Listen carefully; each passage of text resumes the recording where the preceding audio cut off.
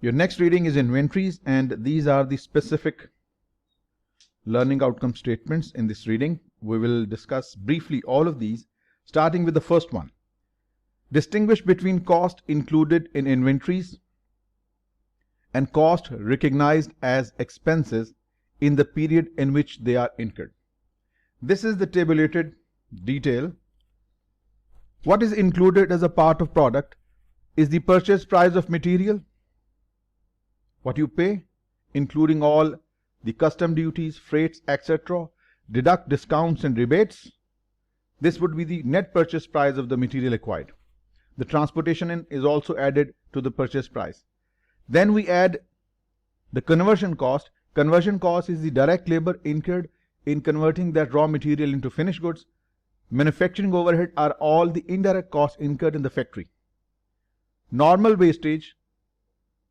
In production processes, some wastage is expected. Some wastage is a part of production process, like if 100 units are input, 5 units are normally wasted. So the wastage rate or the spoilage rate is 5%. So this wastage is considered as a part of product. But anything above 5% is considered as an abnormal wastage. Any material, labor or overhead incurred on those spoiled units, it is considered as an expense for the period, not as a part of product. Storage cost for raw material, storage cost for work in process, all are capitalized, all are included as a part of product. And any other necessary cost that is needed to bring the inventory to their present condition and location. So all these are considered as product cost. And the cost to your right, storage of finished goods, production process is complete. It is not a product cost. Administrative cost, goods are completed. It's not a part of product cost. Selling cost, distribution cost, all these costs are incurred and considered as an expense for the period. And these costs to your left, these are considered as a part of product. There's a much better table given here. This will explain things in much clearer way. The cost to my left, given in yellow, they are all product costs. Acquisition price of material, including transportation in, less any discounts, rebates, direct labor, the effort, the human effort incurred or applied to the product, to the raw materials to convert them into finished goods. Normal spoilage, that is considered as a part of production process, given in green. These green represent they are included as a part of product. These are excluded. So it means these last three are not part of product. Variable overhead, these are the overheads in the factory that vary with the level of output. Electricity, gas, water, indirect material, indirect labor, all those costs vary with the level of output. It's called variable overheads or variable manufacturing costs. Then we have another set of costs called the fixed overheads. Fixed overheads includes rent of the premises in which the production is taking place, rent, insurance of the building, manufacturing facility, insurance of machinery, depreciation of machinery, depreciation of, in other words, all the fixed costs in the factory. Depreciations of facilities, machinery, insurance, property taxes, plant manager's salary, plant supervisor's salary, they are all considered as a part of fixed overheads. And it is included. Warehousing of your raw material and work in process, it is also considered as a part of product. Now these costs given, these three are excluded. Warehousing of finished goods, once the goods are completed, it's not a part of product cost. It is considered as a period cost. Administration and selling cost and abnormal spoilage, as we already discussed, it is not an expected loss, so it must be considered as a loss for the period. Normal spoilage is considered as a part of product cost. So these are the specific costs that are included as a part of product, and these three are excluded. Your next LOS says, describe different inventory valuation methods or cost formulas. These are 4 cost flow assumptions: specific identification, first in first out, weighted average, and LIFO. Remember, US GAAP allows all these 4, but under IFRS only the first 3 are permitted. LIFO is not permitted under IFRS. What they are all about we'll discuss in detail in our later slides. When we say first in first out, they are both acceptable under US GAAP and IFRS. Assumption for FIFO is the items first purchased are to be sold first or are to be issued to production first. First in, first out. It means when the items bought first are issued to production or used or sold out to customers, it means your closing stock will be from the most recent purchases. LIFO is only allowed under the US GAAP. It is opposite of FIFO. Under LIFO, last in first out, the items that are purchased latest, they are issued to production or they are sold first, or that cost is charged to CGS, which means your CGS will be composed of the latest cost and your inventory will be from your earliest purchases. And then there's third method, weighted average. Weighted average is a midway house between these two. Items sold are a mix of purchases, so you get an average cost for your CGS and average cost for your ending inventory. We'll discuss this in detail. So what next? Same thing. It's the third LOS now. Calculate and compare the cost of sales, CGS, gross profit and ending inventories using different inventory valuation methods and using perpetual and periodic inventory system. Your inventory cost, which we consider direct material, direct labor, variable overhead, fixed overhead, all the related cost of keeping raw materials and work in process, it is considered as a product cost. All this cost will be an asset as long as the inventory is with you. The moment the fixed good, your finished goods are sold, the cost embedded in the inventory, the whole of it, is expensed. So inventory cost is an inventory as an asset as long as it's with the business. As soon as the finished goods are sold, your inventory becomes cost, and this is called cost of goods sold.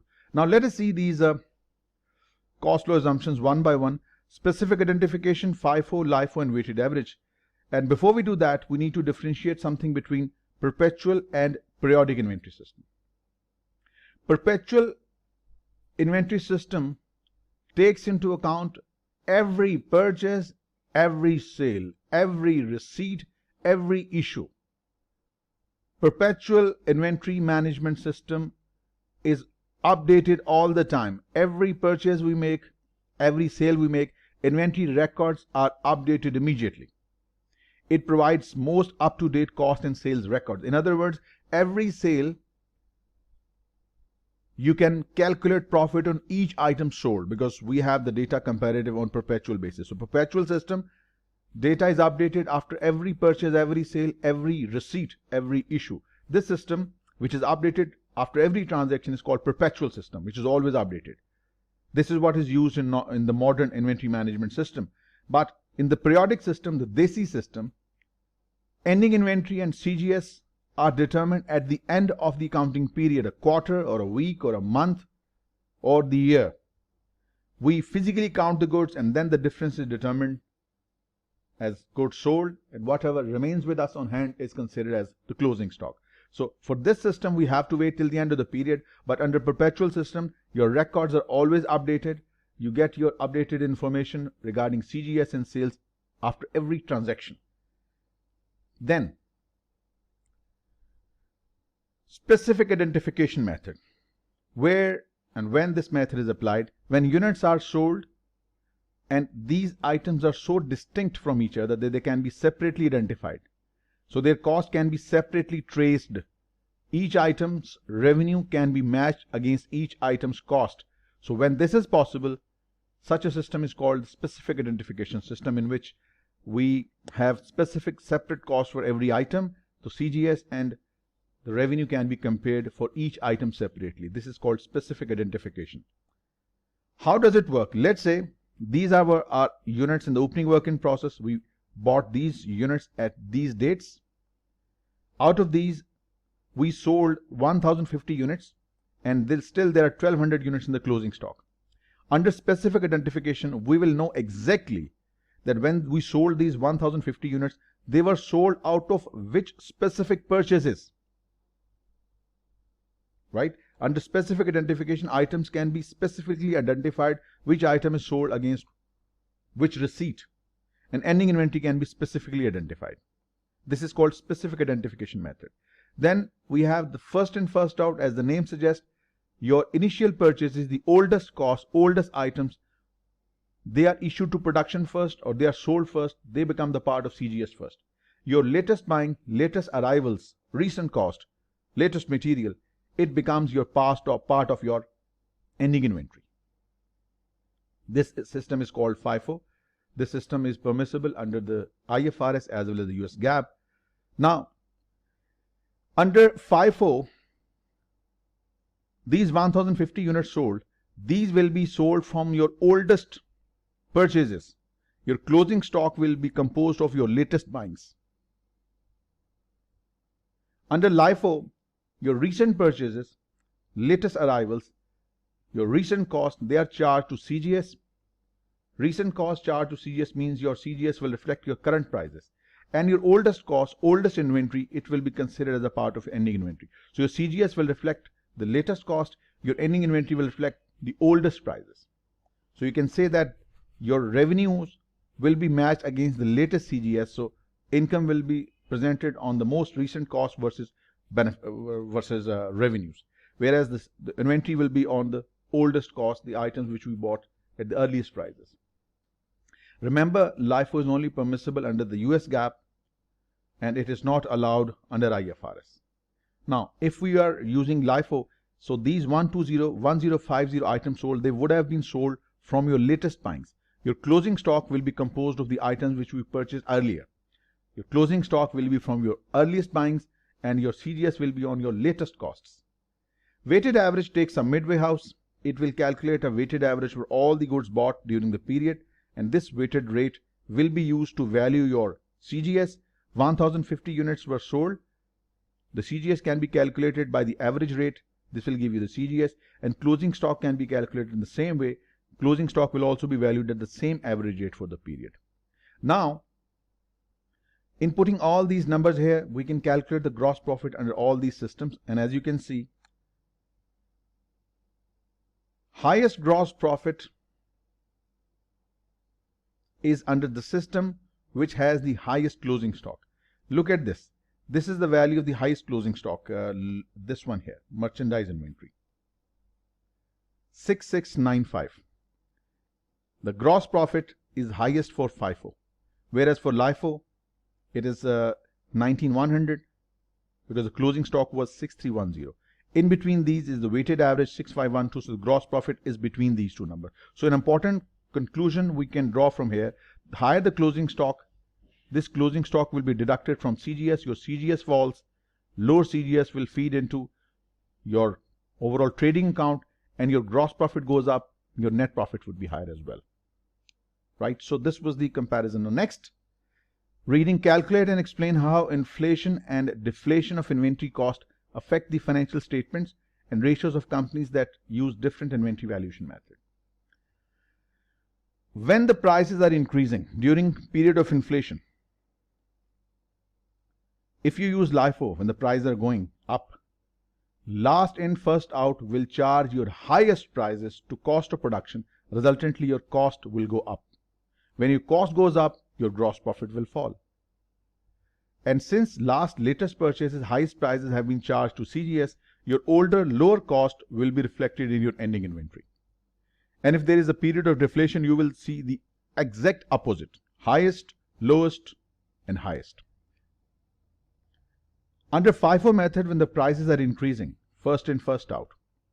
When the prices are increasing, you will charge your older costs, lower cost to CGS. Resultantly, your CGS will be lower. When CGS is lower, your gross profit would be higher because they move in the opposite direction. Since the oldest cost, lower costs have been charged to cost, your latest prices, higher prices, they will be composed of your existing closing stock. So your closing stock would be higher. And you can do it totally other way around to see the impact of deflation. When the prices are increasing, you will have lowest here, highest here, and lowest here as well. Now, a comparative analysis of inventory under IFRS US GAAP. Let us see it one by one. FIFO is allowed under both systems. Average cost method is allowed under both systems. LIFO is not permissible under IFRS. Yes, it is allowed under the US GAAP. NRV rule you will discuss in our later LOSs. NRV rule is applicable on all bases under IFRS, but NRV rule under the US GAAP, it is applicable to all except LIFO and retail method. Under LIFO and retail method, what is retail method? I'll just tell you fleetingly. Let's say if your goods in inventory is $100,000 and there is a gross margin of 20% on all the items we sell. So if you want to calculate the closing value of these goods which are at retail price. So you deduct this profit 20,000 from it, what you get 80,000. This is the cost under the retail method. This is not a part of your syllabus discussed in CP and CMA. So if your inventory is valued under LIFO and retail method, then for that we have a separate rule, LCM rule. We'll discuss it later. And for all other bases, you will use NRV rule. So this is an important point. LCM rule is applicable on LIFO and retail method. And for all others, you will use the NRV rule for inventory valuation.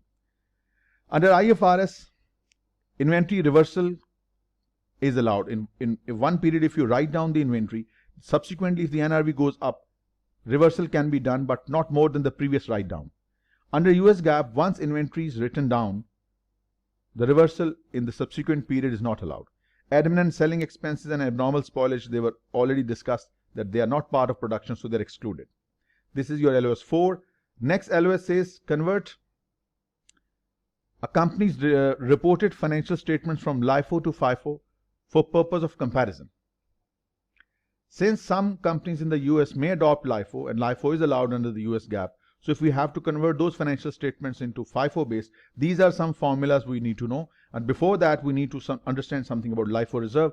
LIFO reserve is the difference between the same inventory valued under FIFO and the same inventory and valued under LIFO. This difference between FIFO and LIFO inventory is called the LIFO reserve. So what is LIFO reserve? The amount by which LIFO inventory is less than the FIFO inventory. Since prices are continuously increasing, so your FIFO based inventory would be higher. How much higher than LIFO? That's the difference called LIFO reserve. So when the prices are rising under LIFO, your LIFO inventory will be less than FIFO, I just told you. FIFO inventory will be higher than LIFO. Since your closing stock under FIFO is higher, hence your CGS under LIFO would be higher, under FIFO would be lower. Because closing stock, whenever it is higher, your CGS will be lowered. Since FIFO inventory is higher, this higher closing stock will reduce the CGS, and that's the reason CGS under FIFO is lower, under LIFO is higher. And conversely, the profits will move in the opposite direction. Whichever system has higher CGS will have lower net income, and whichever system has lower CGS will higher net income, and accordingly the same impact upon taxes and retained earning, which can be construed in the same flow. So this is how we can convert our LIFO based data into FIFO. If we have been given the LIFO inventory, we can convert LIFO inventory by adding the closing LIFO reserve. The closing LIFO reserve means the closing difference between the FIFO inventory and the LIFO inventory. Adding this closing reserve will give you the FIFO inventory. If you want to calculate the FIFO COGS, FIFO cost of goods sold, you will take the LIFO cost of goods sold. From this, deduct closing balance and opening balance of LIFO reserve. Their differences will be netted off against CGS. It will give you the FIFO CGS. I'm just skimming through the ideas because we have extensively covered 93 MCQs related to it. Everything was discussed in those MCQs. Every single bit was there. Everything, even including the journal entries for these. So that's why I just need to rush through it so as to focus on more EOC questions, because there are lots of questions to be done. Then we had FIFO operating income.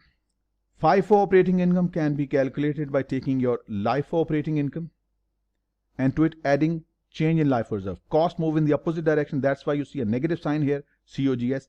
Income is in opposite direction, so you see a plus sign. Rest of the dynamic is the same. Change in LIFO reserve, change in LIFO reserve. But if we need to calculate the net income, which is of course after tax, the dynamics stay the same. LIFO net income plus, but this time change in LIFO reserve has to be taken after tax. Why? Because net income is after tax, so your change in LIFO reserve must be after tax as well. Same goes for the retained earning. Retained earnings, FIFO closing is LIFO retained earning, and to this simply take closing LIFO reserve times 1 minus tax. Since your LIFO based profit would be lower, resulting in lower tax, when we convert into FIFO based, there will be more tax on FIFO based because the income under FIFO will be higher, so it has to be adjusted for tax purposes as well. So closing LIFO reserve multiplied by the tax rate, this will give you the increase in tax rate as per the FIFO system. And this increase in tax will be reflected by reduction in cash. Your cash under FIFO will be lower by this extent, LIFO cash time tax rate multiplied by the LIFO reserve. So this will give you the FIFO cash to be lowered, and this will give you the increase in tax compared to the LIFO. So these formulas, you can take the snapshot, or I'm sure you would have written it somewhere yourself. You will need these while you will be converting our LIFO based financial statements into FIFO. and we are flying. Next LOS relates, I think still continuing LOS 6. The LIFO reserve will increase whenever prices are rising. Why? Because we know LIFO reserve is the difference between your LIFO inventory and your FIFO inventory. So whenever the FIFO inventory minus LIFO inventory. So whenever the FIFO inventory goes up, whenever prices are rising, the gap between the FIFO and LIFO goes up, so your LIFO reserve goes up as well. So LIFO reserve will increase when prices are rising and inventory quantities are stable and increasing. If a firm is liquidating its inventory, selling more than when it buys, or if prices are falling, LIFO reserve will decline, opposite to the first one. This brings us to the idea of LIFO liquidation. If a company sells more than what it buys, LIFO liquidation will occur. LIFO liquidation occurs when LIFO firm's inventory quantities decline. We sell more than what we buy. Older, lower cost items, because prices are perpetually increasing across the world in every market. Normally, that's what the case. So older, lower cost are included in CGS that are being released. We are selling more than buying less. Resultantly, it will result in LIFO liquidation. This would result in lowering of LIFO reserve as we sell more units. So LIFO liquidation results in higher gross profit. Why? Because you are charging lower CGS to your cost of goods sold, and this lower CGS will eventually in trading account will increase your gross profit, eventually increase your net income and retained earnings. So LIFO liquidation results in higher profit margins and higher income taxes compared to what they would be if inventory quantities were not declining. Next, we have LOS describe the measurement of inventory value at lower of cost and net realizable value. Under the US GAAP, LCM rule is only applicable if the cost flow assumption is LIFO or retail method. Now, what is LCM rule? In LCM rule, please note it down. You will compare two things. First, you will take the cost, which could be LIFO cost or the retail method cost. You will compare it with the designated market price. What is the designated market price? It is middle number of these three. You will take three numbers and the middle of this will represent the designated market price. This designated market price versus the carrying value or the cost, this will determine which of the values we will take for writing down. These three numbers first will be called your NRV, other will be NRV minus normal profit margin. They were all there. All these questions were there in those 93 questions. And the replacement cost. You will write these NRV as a first circle, your replacement cost as the second, and NRV minus normal profit margin as the third circle. Whichever of these is the middle number.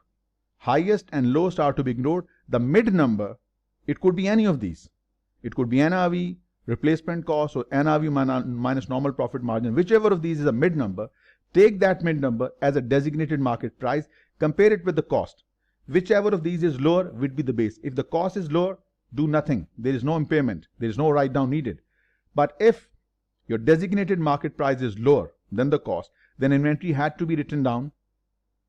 And once written down under the US GAAP, the reversal is not allowed. This is called LCM rule. You compare the cost versus the designated market price. What is designated market price? I'm not going for the ceiling or the floor. The normal textbook says so. This is the method we use in our conventional financial reporting in CMA.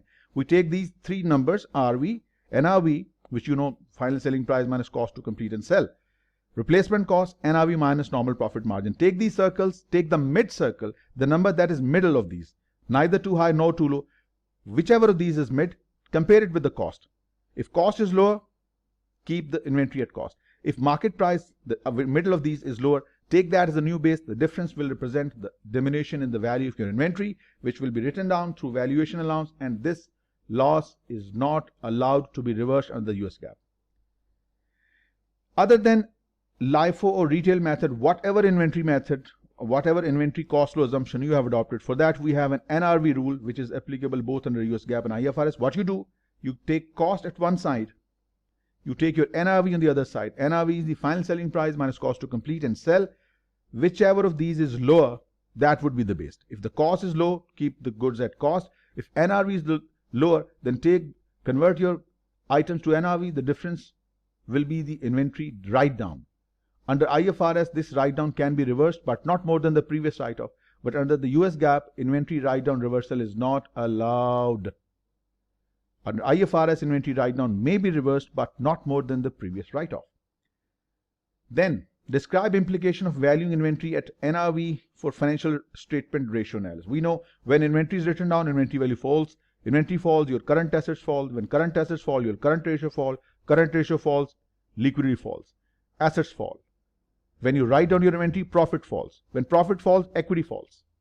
Right? Accordingly, how the ratios are impacted, we know the assets turnover is sales upon average total assets. Writing down inventory will lower the assets. Sales upon average total assets, assets turnover would increase. Debt to equity. Writing off your inventory will result in loss. Loss means lowered equity. Lowered equity means high debt to equity. Debt to assets. Debt upon assets. Writing down inventory will lower the assets. Debt to assets will go up. What will happen if the inventory is written down? In writing down, it will do the opposite order. Income will fall. Profit margins fall, return on assets will fall, ROE will fall. So you can do it. Just plugging in the numbers in numerator and denominator, you can just develop the understanding from the numbers, from the situation itself. Next, describe the financial statement presentation and the disclosures relating to inventories. What are we required to disclose in financial statements? Which cost flow assumption did we use? LIFO, FIFO, what? To be disclosed in notes. We need to split our inventories into raw materials, that is the material that will be used in production. Some goods are partly finished. These goods are called work in process. They are valued differently under cost management. That's not a subject of CFA. Finished goods, the goods that have been completed. So we need to split our inventory and show them in three categories: raw materials, work in process, and finished goods. Some inventories are reported at fair value, less selling cost, especially under IS 41. Certain biological assets, agriculture products can be reported at fair value, which could be higher than the NRV. Inventory write-down, if written down, the circumstances of the write-down needs to be given in notes. And as I said, reversal is only allowed under IFRS, Murphy reversal in the US GAAP. And if any inventory is pledged or hypothecated for any loan, that needs to be disclosed in notes as well, because inventory may be used as a collateral for loans. This is frequently done by business for working capital finance, for credit lines. Next, LOS explain issues that analysts should consider when examining a company's inventory disclosures and other sources of information. If your finished goods is building up, what does it mean? It means that finished goods are increasing, but sale is falling. It means it would result in future write-off of inventory. Sales are falling, the business expecting a downturn. Swelling finished goods inventory represents the future problem for the business, future write-offs, dwindling sales demand. But to the opposite side, if your raw material inventories are increasing, work in process increasing, this would indicate that the company's sales demand is increasing. So we can expect a higher future earnings in the business. Then we have calculate and compare ratios of companies, including companies that use different inventory methods. These are in fact all contextual. There are many ratios which you have discussed in your previous reading financial statement analysis, inventory turnover, etc. So we just need to write down the formula and put the numbers there, or just use some assumptions. We can do right on spot, so could be quite long debatable area. So we'll just do it there and then when it's needed. So that completes your LOS inventory.